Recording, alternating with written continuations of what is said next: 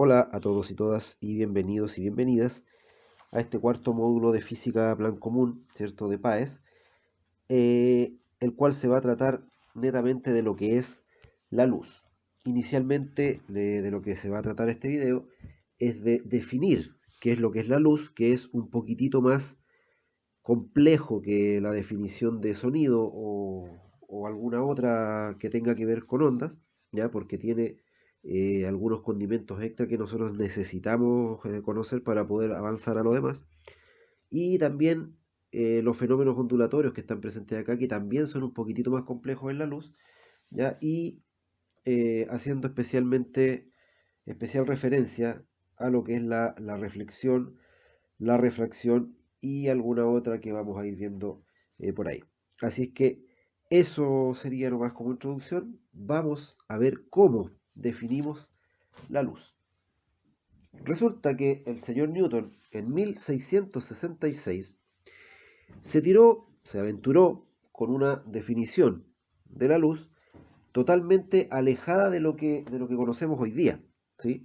A pesar de que era Newton el que lo estaba definiendo, se tiró con algo que sí, de alguna manera sirvió para definirla posteriormente, pero que tenía varias inconsistencias o varias cosas que no se podían explicar, ¿ya? ¿Qué fue lo que dijo Newton? Dijo la luz como eh, un corpúsculo, o sea, a lo que se le llama teoría corpuscular. ¿Y de qué habla la teoría corpuscular? Sencillamente que la luz está formada por partículas muy pequeñas, las cuales se llaman corpúsculos, ¿sí? Por partículas, o sea, que la luz estaba formada por materia, ¿ya? Eh, ¿Quiénes emitían estas partículas? Sencillamente la emitían los cuerpos luminosos y penetraban los objetos transparentes, pero reflejaban los cuerpos opacos.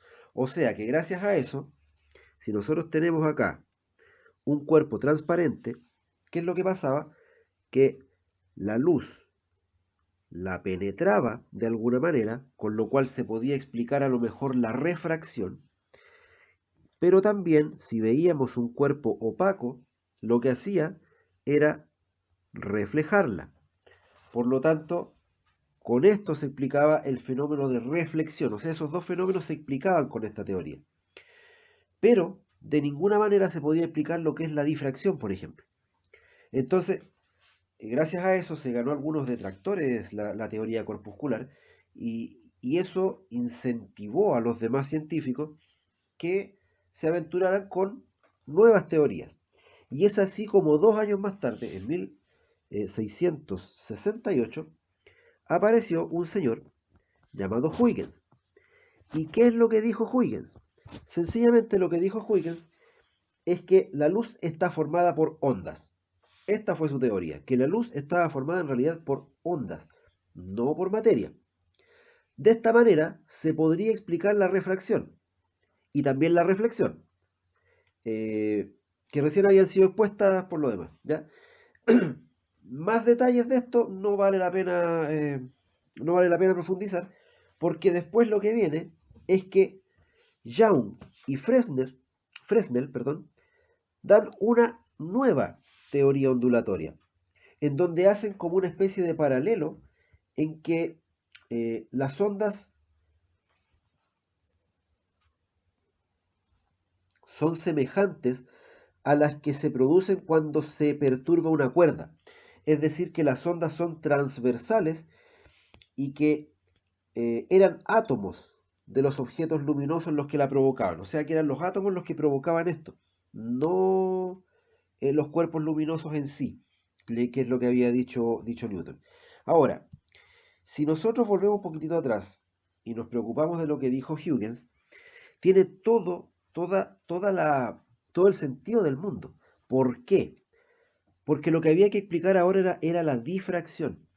Y gracias a esto existió eh, un, una especie de un experimento que hasta el día de hoy se enseña en diversos laboratorios, ¿ya?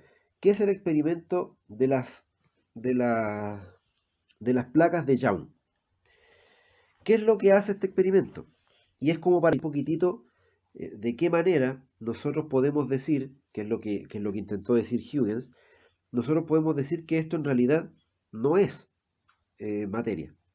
¿Por qué? Miren, hagamos, no, ahí estamos bien. Hagamos lo siguiente.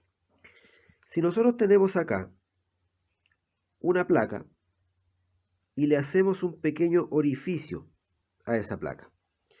Y acá al fondo, hagamos cuenta que esto lo estamos viendo desde de frente, digamos. No, no es que esté arriba, sino que está un poco. Por acá tenemos una pared. Si nosotros empezamos eh, a aventar objetos para allá que puedan pasar por esa rendija, vamos a tirar objetos, ¿cierto? Algunos van a rebotar, pero varios van a pasar para el otro lado. ¿Qué es lo que se espera? Que en la pared del fondo se reflejen, o no, no es que se reflejen físicamente, sino que se vean, se muestren las que pasaron. ¿Y qué figura se va a formar si es que nosotros eh, graficamos acá las que pasaron? Se va a graficar la figura de la rendija, ¿sí? O sea que si por aquí pasan estos microobjetos, acá lo que se va a formar es una figura más o menos como esa. Eso se entiende, ¿sí? O sea, por acá se tiran los objetos, por aquí, por ahí entran, y al otro lado, si es que pasan los objetos, se va a formar esa figura. Ya, eso por una parte.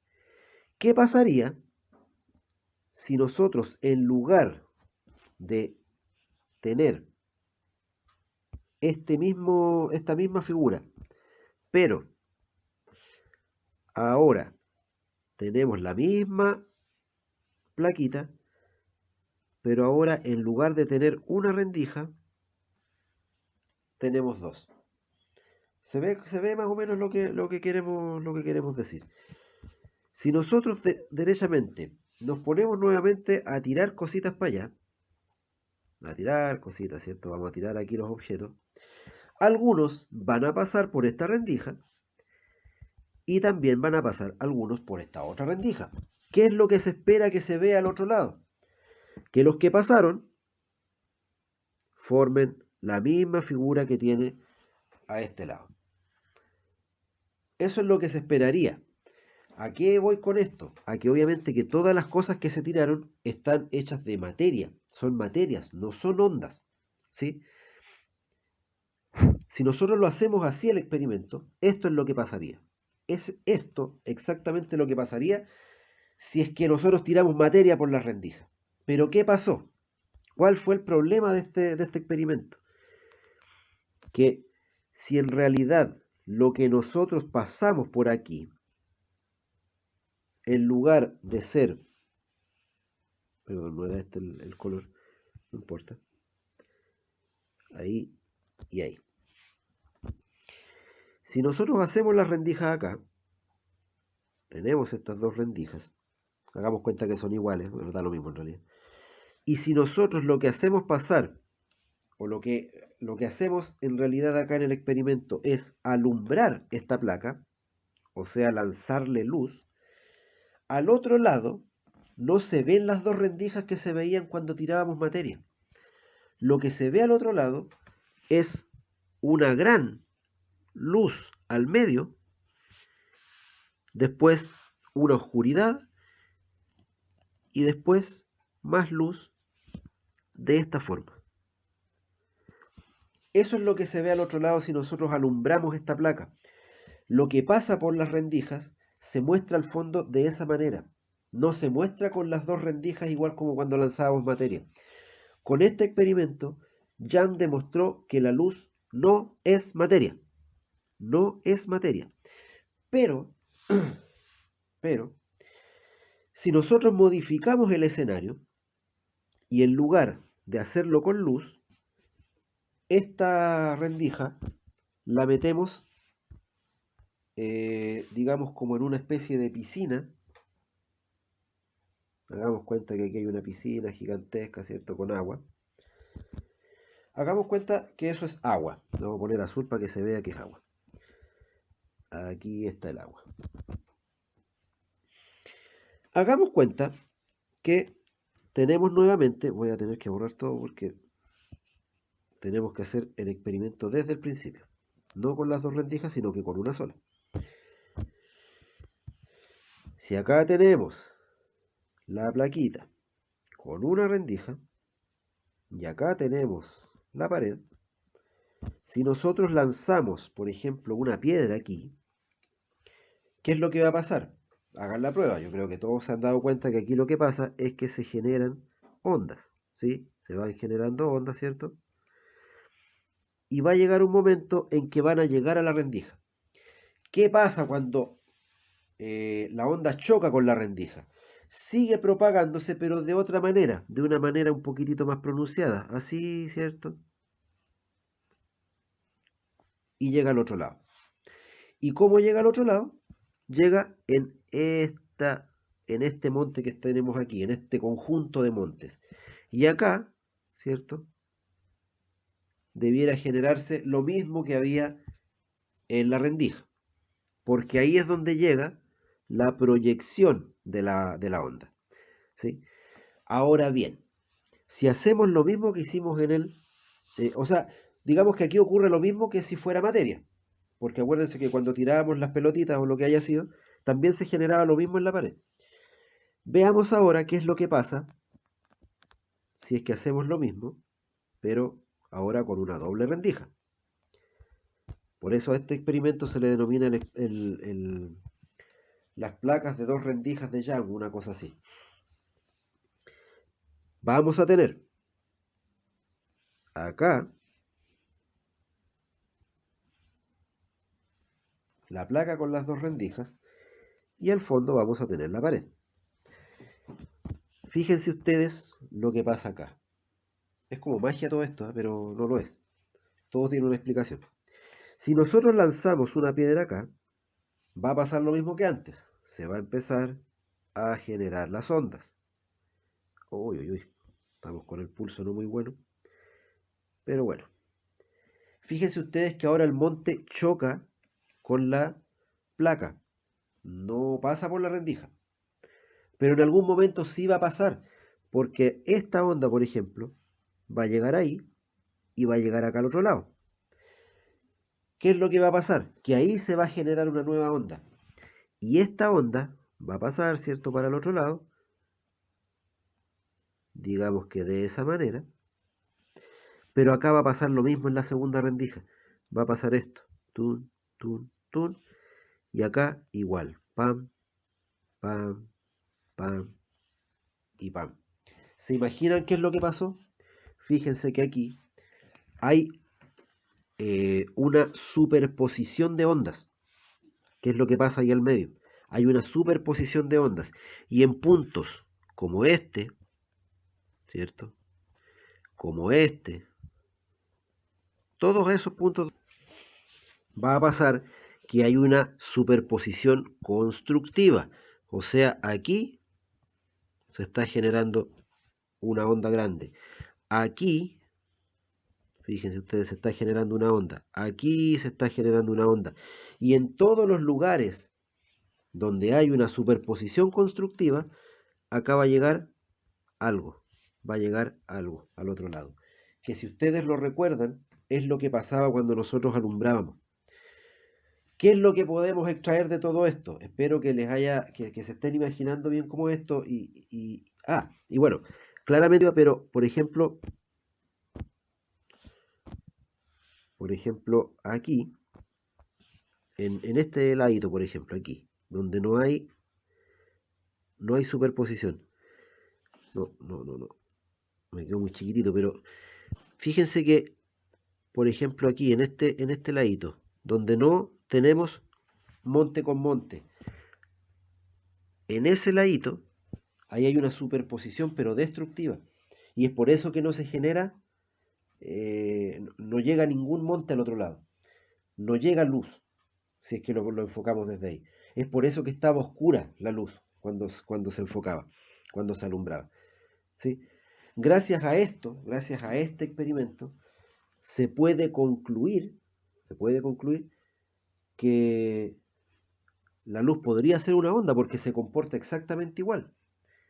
Y aparte de eso, aquí se explica muy bien el fenómeno tanto de difracción como el de interferencia.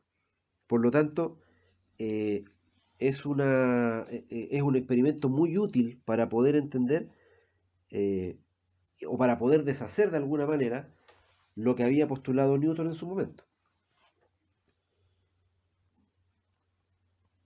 ¿Ya? Y bueno, años más tarde, tomando en cuenta todo esto que hemos conversado, fue Maxwell quien postuló que la luz está constituida por ondas transversales, ¿ya? Está constituida por ondas transversales y electromagnéticas que son producidas por protuberancias en los campos eléctricos y magnéticos que tienen de los cuerpos luminosos, ¿ya? De los cuerpos luminosos, está constituido por esto, digamos, ¿ya? Ahora, para añadirle un poquitito más de pimienta, para darle más condimento a esta cuestión y para hacer menos válida todavía la teoría de Newton, Hertz, otro científico, demostró que las ondas electromagnéticas se comportan similar a las ondas de la luz, ¿ya? Con esto se concluyó que además las ondas tienen igual velocidad de propagación en el vacío, al igual que las ondas electromagnéticas. O sea, que fue Hertz finalmente el que concluyó esto.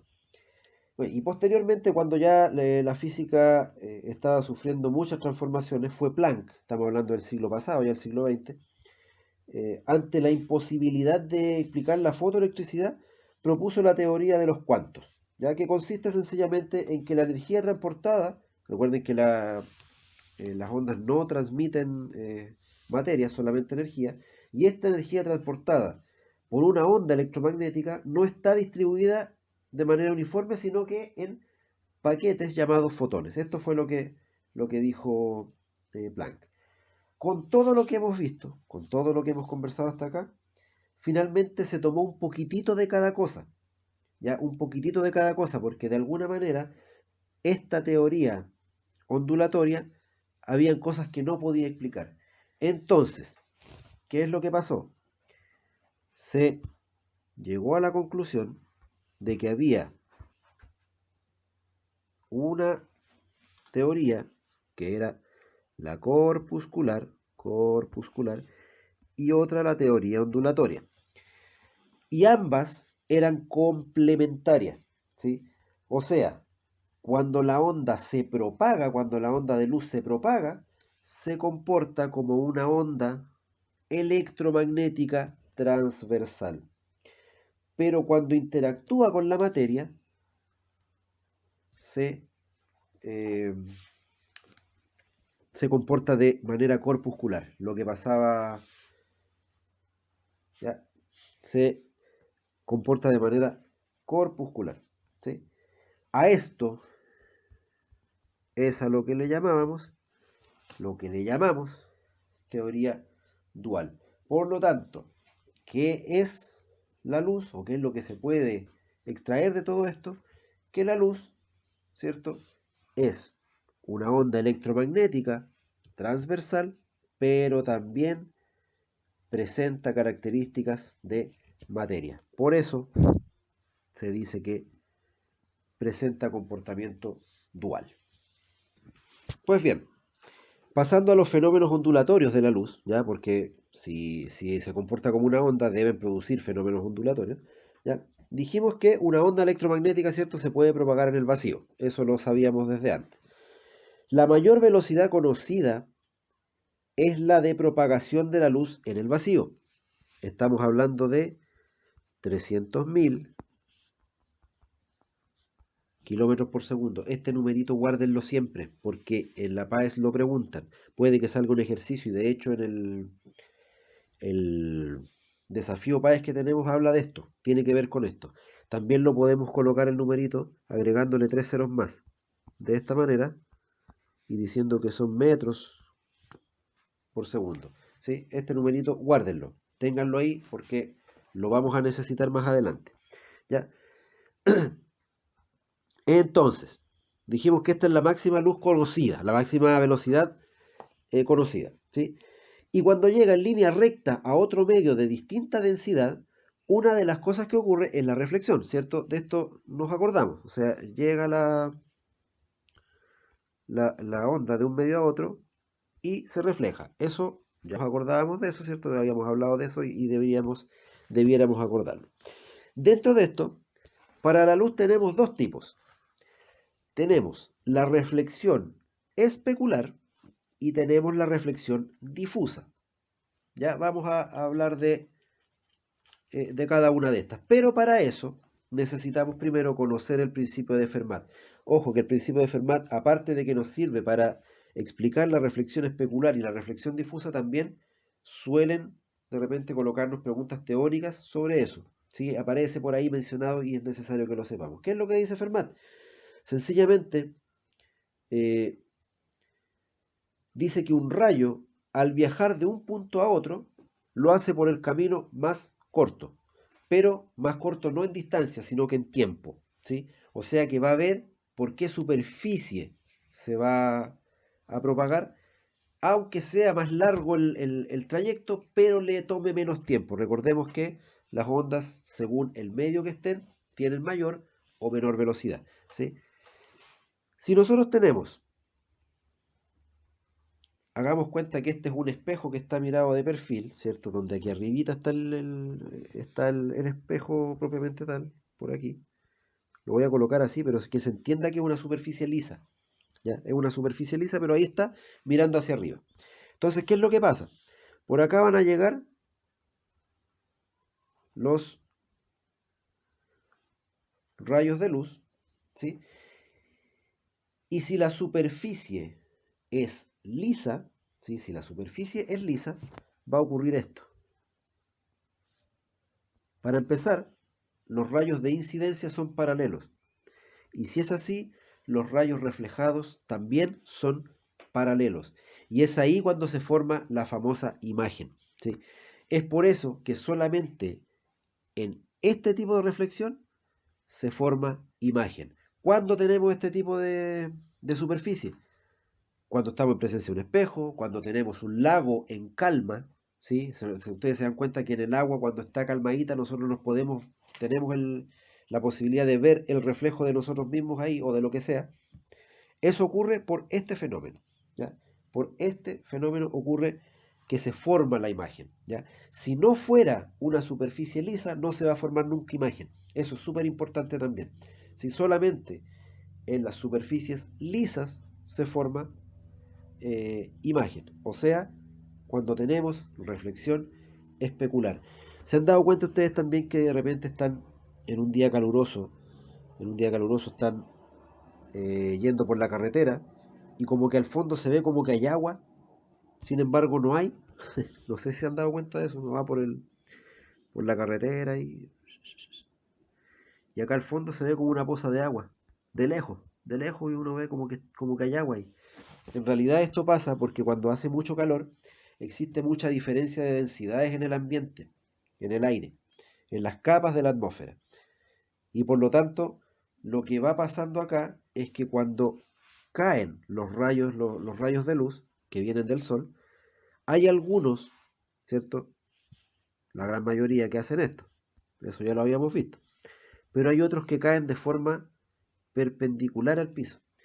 Cuando eso ocurre, no se refracta nada y se devuelve por el mismo camino hacia arriba, ¿sí? Cuando eso ocurre, en un día de mucho calor con cambios de densidad, lo que pasa es que aquí se produce la famosa reflexión total. ¿Y qué quiere decir la reflexión total? Que este rayo luminoso que cayó de forma perpendicular se devolvió todo, no se refractó nada. Y lo que hace, o el fenómeno que se produce, es que refleja, como dice aquí, reflexión, refleja eh, el cielo, lo refleja en el piso. Y por eso parece como que hubiera agua, como que estuviera mojado, pero en realidad no es eso. Lo que está pasando es que se está produciendo como un efecto espejo y se está viendo el cielo ahí, ¿ya? Eso es lo que ocurre y véanlo cuando vayan en la carretera, hagan el trabajo y véanlo, en el fondo se va a ver, y se ve, de hecho se ve, ¿ya? Pero lo que pasa es eso, ¿ya? Esto como una anécdota nomás en realidad, porque lo que sí le pueden preguntar es por qué, de qué se trata la reflexión total, y la reflexión total es eso, o sea que los rayos que llegan de forma perpendicular no se refractan, sino que se reflejan el 100%, ¿ya?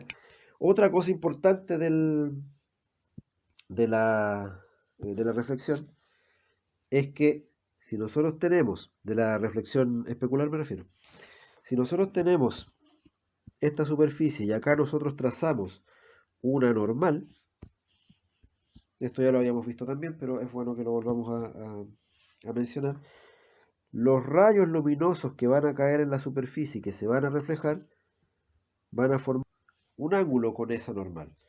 Y estos ángulos son exactamente iguales y están en el mismo plano. Eso es muy, muy, muy importante que, eh, que lo sepan, que lo manejen, ¿ya? Eso con respecto a la reflexión especular. Ahora, la reflexión difusa, en la reflexión difusa lo que pasa es que ahora nosotros no tenemos una especie pulida aquí, una superficie pulida. Tenemos algo como eso. Y cuando eso ocurre, ¿ya? Los rayos reflejados van a, o sea, el rayo incidente va a caer, ¿cierto? Pero el reflejado se va a ir para cualquier otro lado. Y esto ocurre en la mayoría de las superficies, porque muy pocas superficies son pulidas, digamos, son como un espejo o como el agua en calma, ¿ya? Y es por eso que, por ejemplo, uno no se puede, si uno se mira en la pared, uno no se va a ver el reflejo. Es porque la pared tiene esta estructura, digamos, no es lisa, no es pulida, y por lo tanto no se va a reflejar, no se va a formar imagen, no va a haber reflexión especular, sino que va a haber reflexión difusa, ¿ya? De eso se trata. Por eso es imposible que se forme, por eso es imposible que se forme imagen, ¿sí? ¿Cómo vamos hasta acá? Espero que les esté quedando todo claro. Aprovechen de darle un me gusta al video. Si es que les gusta, si no les gusta, háganmelo saber. Y también aprieten ahí el botoncito de suscripción. Seguimos entonces ahora con la refracción.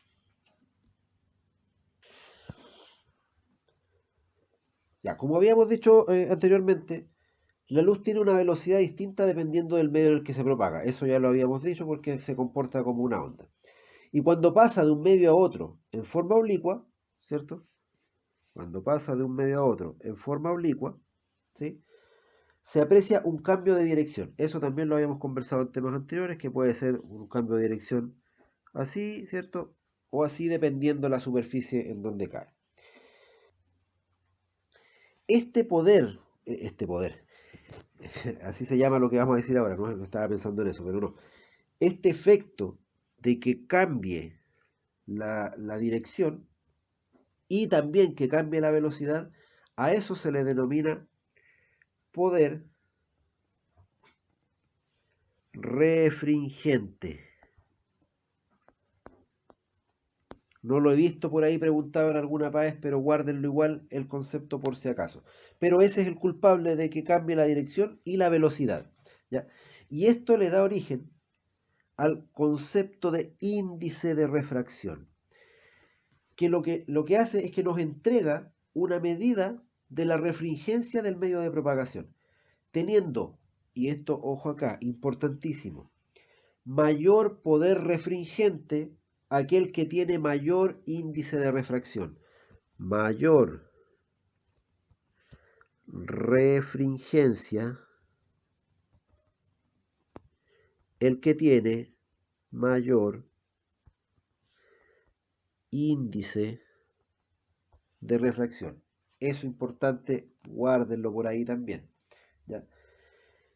Aquí es importante mencionar que el rayo incidente y refractado, así como la normal, se encuentran en el mismo plano. Eso también lo habíamos visto, lo habíamos hablado también con el tema de la reflexión.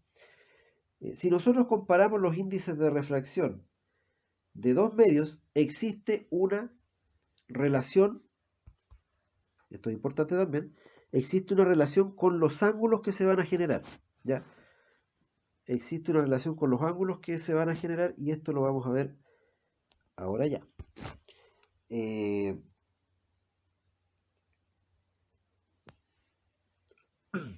a todo esto el índice de refracción, que no lo había comentado, se simboliza con la letra N. Después lo vamos a definir bien para que sepamos cómo calcularlo, ya porque eso sí que es probable que lo pregunten, el cálculo del índice de refracción. ¿Ya? Pero en este caso, para ver lo que acabamos de mencionar, ¿sí? La relación con los ángulos, ¿ya? La relación con los ángulos que sencillamente es que si tenemos un cambio aquí, y ahí tenemos la superficie, ahí tenemos el rayo incidente y ahí tenemos el rayo refractado. Si tenemos acá ese ángulo y acá este otro ángulo, ¿sí? Y a esto le llamamos N1 y a este índice de acá le llamamos N2, entonces se va a cumplir que el seno del ángulo alfa, sobre el seno del ángulo beta va a ser igual a eso. O sea que el seno de este ángulo que se forme arriba va a ser igual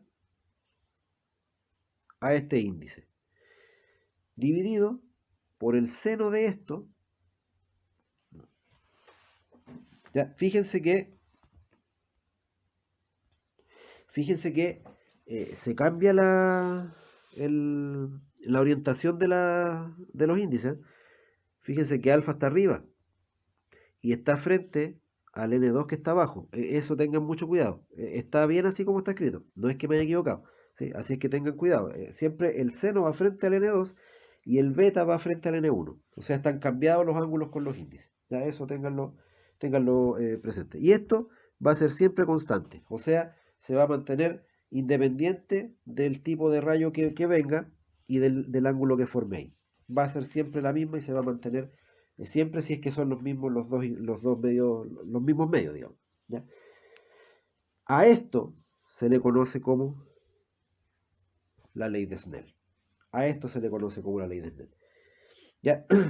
A propósito, antes de que se me vaya, matemáticamente el, el índice de refracción que habíamos hablado acá, el índice de refracción se calcula como C partido por B.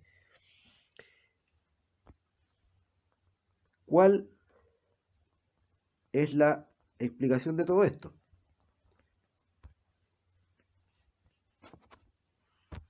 ¿O a qué se refiere cada cosa? El C es la velocidad de la luz ahí en el vacío. Y B es la velocidad del rayo que se está propagando, pero en el medio que nosotros estamos estudiando. Por ejemplo, si lo vemos no sé, en un vidrio, ¿ya? Sería la velocidad de la luz en el vidrio, ya a una cierta temperatura, ¿sí? Y entonces por eso ustedes se van a dar cuenta que nosotros debemos tener la misma unidad, que es kilómetro hora, puede ser kilómetro segundo, perdón, que también puede ser metro segundo, da lo mismo, la idea es que sean las dos iguales, porque si no, no funciona.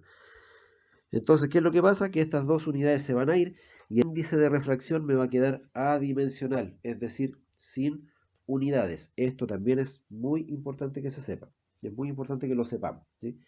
Eh, Así es que esta es la fórmula que nosotros debemos manejar. El N es igual a C partido por B, o sea, la velocidad de la luz en el vacío dividido por la velocidad del rayo en el medio que estamos nosotros estudiando. Y a partir de acá también existe una relación muy importante entre los índices de refracción y las velocidades. Y ojo que también están cambiados los numeritos. Igual que en la formulita anterior. Acá se dice que N2, o sea, N2 le estamos llamando al rayo refractado, o sea, el que pasó hacia abajo, dividido por n1, o sea, por el medio donde viene inicialmente. Esto va a ser igual a la velocidad en 1 dividido por la velocidad en 2. Fíjense que también están cambiados los subíndices. Ojo también con esta formulita que también nos puede servir en algún momento. ¿Sí? Ya.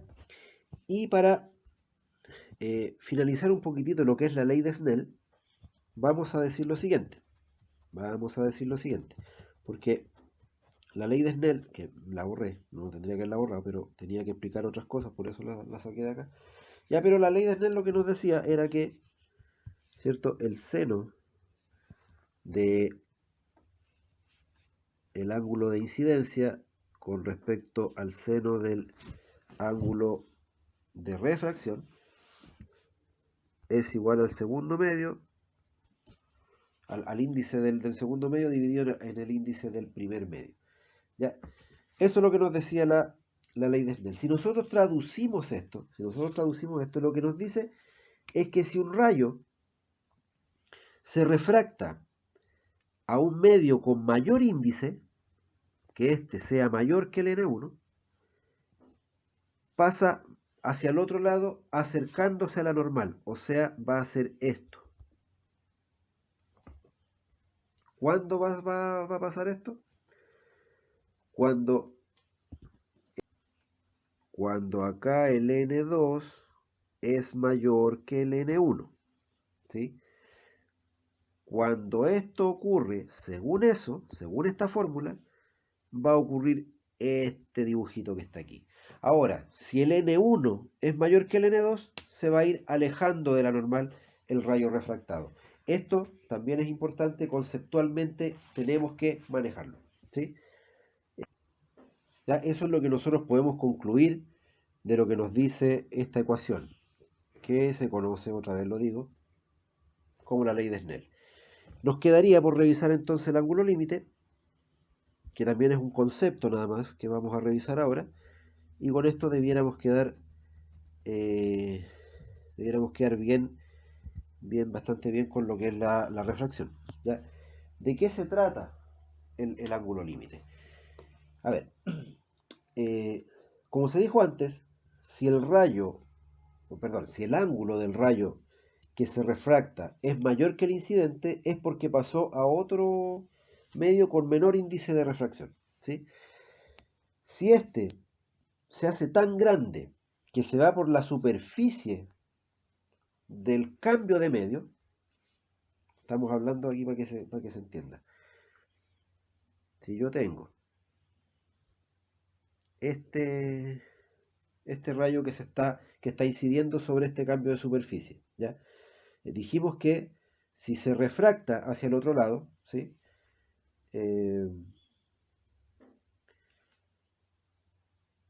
Si el ángulo, otra vez, si el ángulo que se refracta es mayor,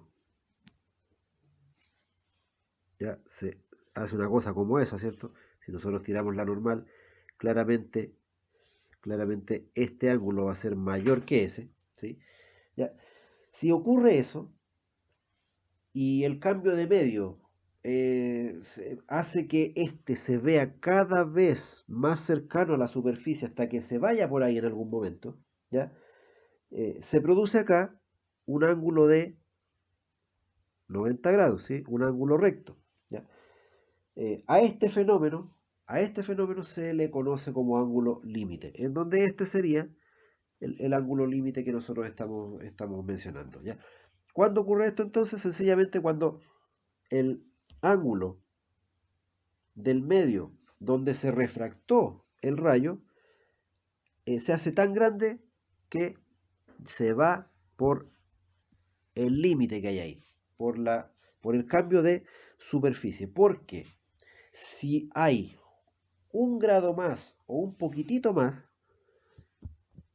hagamos cuenta que eso ya no sería una refracción, porque ya no pasó hacia el otro lado, sino que más bien se reflejó, aunque no es el fenómeno, pero ya no pasaría hacia el otro lado y por lo tanto ya no se refractaría. A eso es lo que se denomina ángulo límite, ¿sí? Eso entonces con la refracción. Sigamos con los siguientes fenómenos.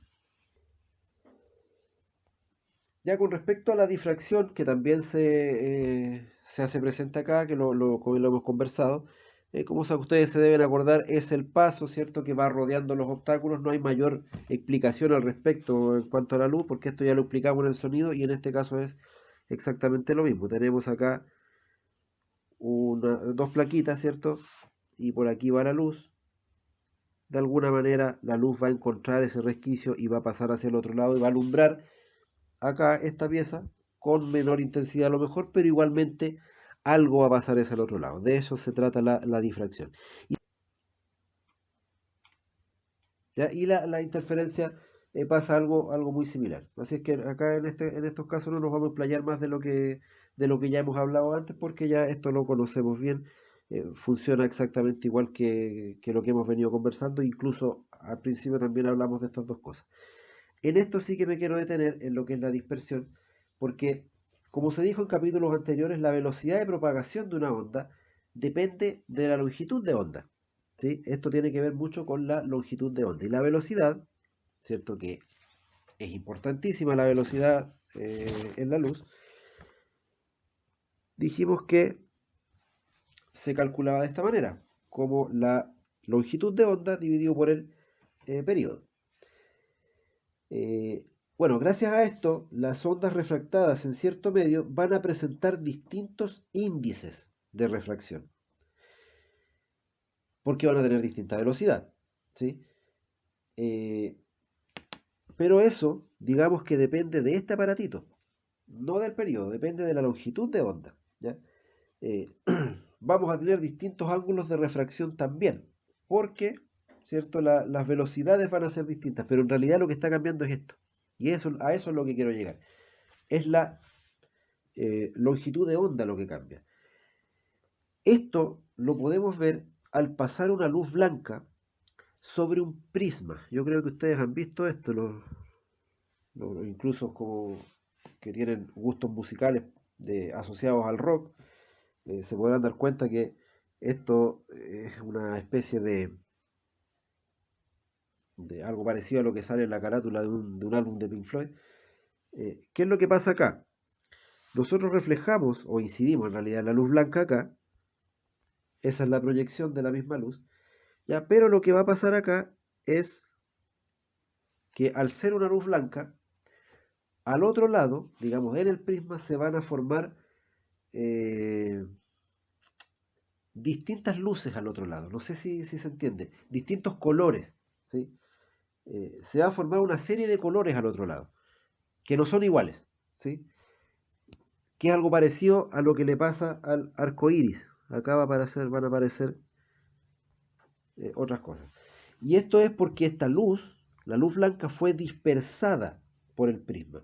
Es lo mismo que ocurre, como decía recién, con el arco iris, en donde el efecto este de la dispersión lo producen las gotas de agua, las millones de gotas de agua que hay dando vueltas por ahí, hacen este efecto, ¿cierto? Y le van cambiando la longitud de onda a todas las luces. El desglose de la luz blanca pasa para acá, ¿cierto?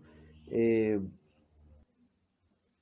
a este fenómeno se le conoce como dispersión, ¿sí? Porque se dispersa la luz blanca, y se va a generar color al otro lado. Y esto ocurre básicamente porque al momento de refractar, la luz se descompone en varios rayos de luz de distinta longitud de onda.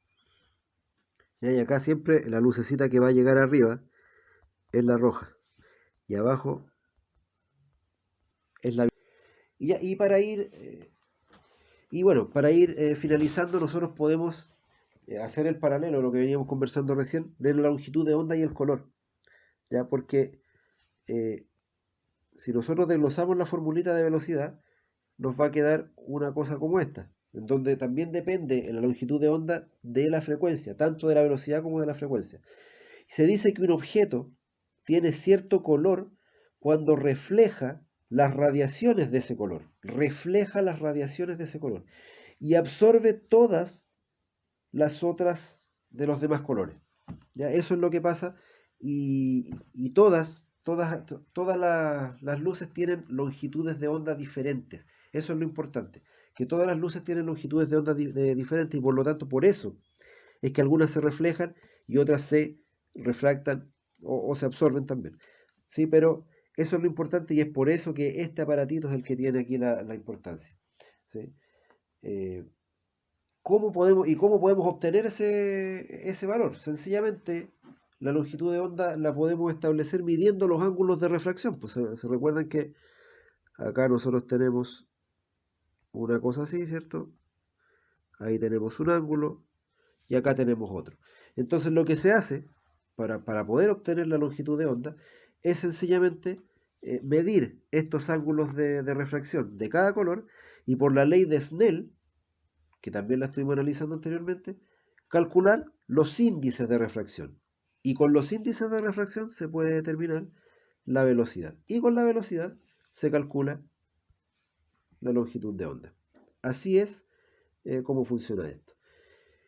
Y finalizando ya, el espectro electromagnético es sencillamente un conjunto de longitudes de onda electromagnética, donde si nosotros las vemos desde menor a mayor, eh, en cuanto a longitud de onda, de menor longitud de onda a mayor longitud de onda, los rayos gamma son los más pequeños, los rayos gamma, y las ondas de radio son las más grandes. La luz visible, recuerden que es entre 400 y 700 nanómetros. O sea, la más pequeña es la violeta y la más grande es la roja, lo que acabamos de ver atrás con el tema del prisma. Y eso es lo que pudiera entrarnos en la PAES con respecto a la luz, ¿sí? Así es que ahora nos vamos con el desafío y con eso damos por finalizada la clase de hoy. Bien, ¿qué es lo que nos dice esto? Nos dice que la rapidez de propagación de un rayo de luz blanca, o sea, la velocidad de propagación, es de 200.000 kilómetros segundo. Ahí tenemos nuestro primer dato. Y nos preguntan cuál es el índice de refracción del medio por el que se propaga. Por el medio en el que se propaga. ¿Sí? ¿Cómo podíamos calcular el índice de refracción? Es nada más que aplicar la formulita que vimos antes. ¿Sí? ¿Cuál era la formulita que vimos antes? La formulita del índice de refracción es que esta es la que nos va a ayudar a ver, ¿ya?, el índice de refracción, que es, ¿cierto?, lo que nos están pidiendo. Nos están diciendo explícitamente que es el n el que buscamos. ¿Cómo se calculaba esto? Como la velocidad de la luz en el vacío dividido por la velocidad de propagación en el medio estudiado. En este caso nos están diciendo que la velocidad es de 200.000. Entonces, ¿cuánto era el c? Recordemos que esto no se nos puede olvidar. Son 300.000 kilómetros segundo sobre la velocidad en el medio en el que se está propagando. ¿Qué medio es? No tengo idea, me da lo mismo, no nos interesa en este caso. 200.000, esos son ceros, no son letras E por si acaso, son ceros. Ahí estamos. ¿Qué pasa? Se nos van los kilómetros por segundo y nos queda sencillamente esto como un tema adimensional. Si nosotros dividimos el 300.000 en el 200.000, podemos directamente eliminar esos 5 ceros de arriba con los 5 ceros de abajo y nos va a quedar esto igual a 3 medios, sin unidad como habíamos dicho. Y esa es la respuesta correcta. Así de sencillo, este es un ejercicio real que nos puede aparecer en la PAES. Así es que les deseo todo el éxito del mundo, ojalá que les haya servido esta conversación y nos vemos en el siguiente. Nos toca ver en el siguiente resumen los espejos y lentes, que es lo que viene después de luz. Así es que nos vemos ahí. Chao, chao, que estén muy bien. Un abrazo a todos y a todas.